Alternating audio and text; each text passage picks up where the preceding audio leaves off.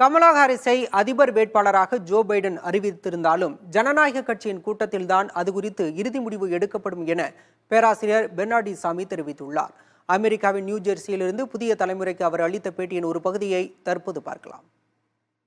Joe Biden விலகி இருப்பது ரொம்ப ஒரு அரசியல் முக்கியத்துவம் வாய்ந்தது.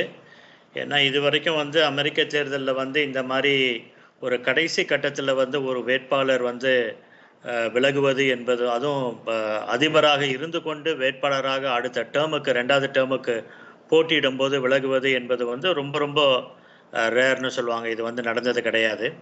அந்த விதத்தில் ஜோ பைடனுடைய இந்த அறிவிப்பு ஒரு பெரிய அரசியல் அலையை, பூகம்பத்தை அமெரிக்காவில் இன்னைக்கு எழுப்பியிருக்கின்றது.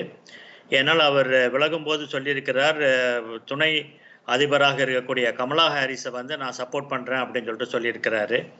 ஆனால் அமெரிக்க அரசியலை நம்ம பார்க்கும்பொழுது, அரசியல் சாசனத்தை பார்க்கும் பொழுது, அரசியல் அமைப்பை பார்க்கும் பொழுது, இந்த பார்ட்டி கன்வென்ஷன் என்று சொல்லக்கூடிய அடுத்த மாதம் சிகாகோவில் நடக்கக்கூடிய அந்த டெமோக்ராட்டிக் பார்ட்டி கன்வென்ஷன் தான் அந்த யார் கேண்டிடேட்டுன்றதை டிசைட் பண்ணணும். இவர் கமலா ஹாரிஸை அங்கீகரித்திருக்கிறார்.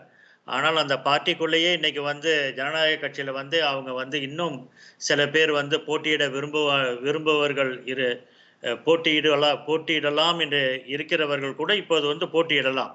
ஏன்னா அதற்கான இடைவெளி, அதற்கான கால அவகாசம் இப்போது இருக்கின்றது. வரும் நாட்களில் கமலா ஹாரிஸுக்கு துணை அதிபராக இருக்கக்கூடிய கமலா ஹாரிஸுக்கு நிறைய ஒரு சப்போர்ட் வந்துச்சுன்னு சொன்னால் கன்வென்ஷனில் அவங்க ஒரு ஆட்டோமேட்டிக் கேண்டிடேட்டாக அவங்க இருப்பாங்க.